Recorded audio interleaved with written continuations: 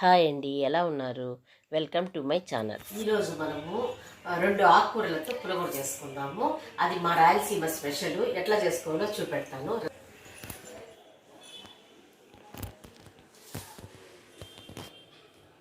ఇది పప్పాకు అంటారు.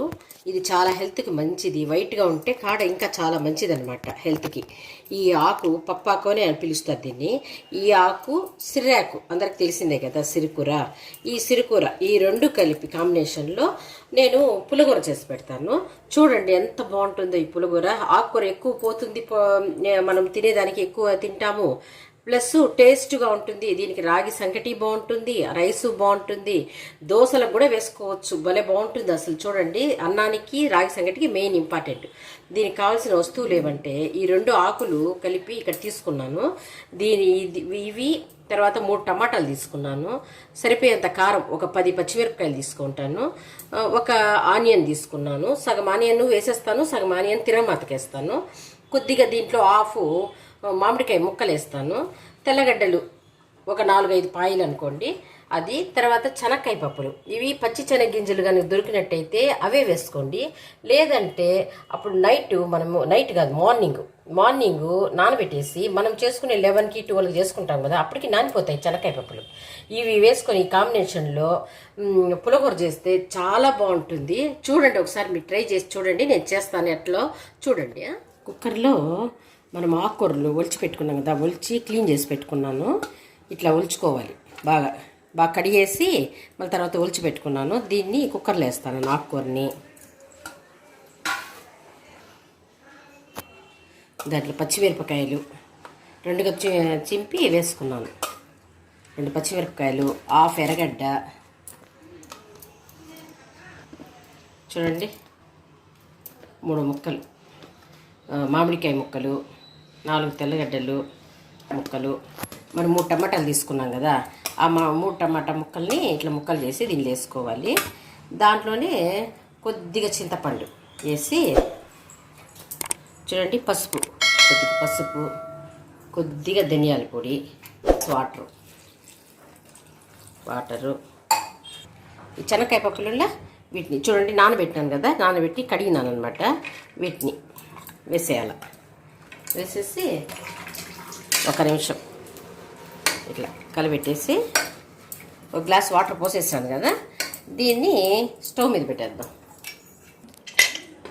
మూత పెట్టేసి స్టవ్ వెలిగించేసి ఒక 2 విజిల్లు వస్తే సరిపోతుంది.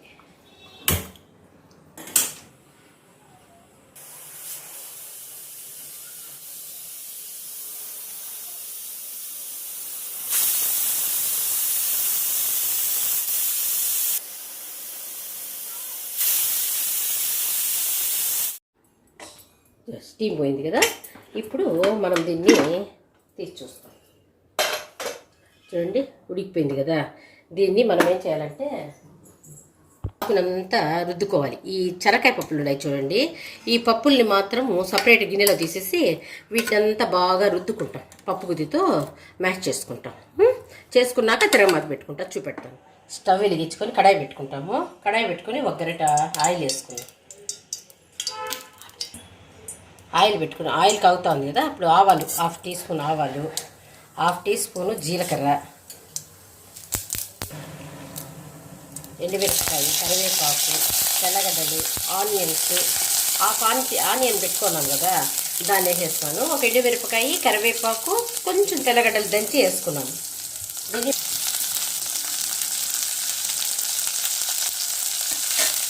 దాంట్లో కొద్దిగా ఇంగు వేసుకున్నాం. వేసుకుందాం. కొంచెం బ్రౌన్ వచ్చేంత వరకు వేయించుకుందాము.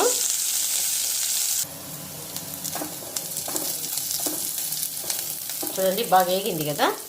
ఇప్పుడు ఈ మనము రుద్ది పెట్టుకున్నాం చూడండి, ఈ ఆకు పులిహోర. ఫస్ట్ పైన ఆకులు, పచ్చిమిరపకాయలు వాటినే రుద్దేయాలి. తర్వాత వాటర్ ఉంటుంది. రుద్దేసిన తర్వాత ఈ వాటర్ని దాంట్లో పోసేసేయాలి.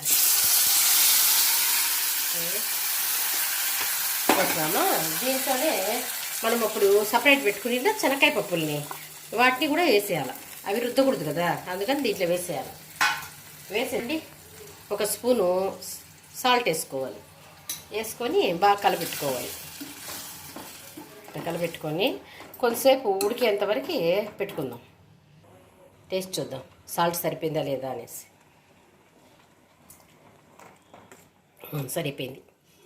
సరిపోయింది. ఇంకెక్కువ వద్దు.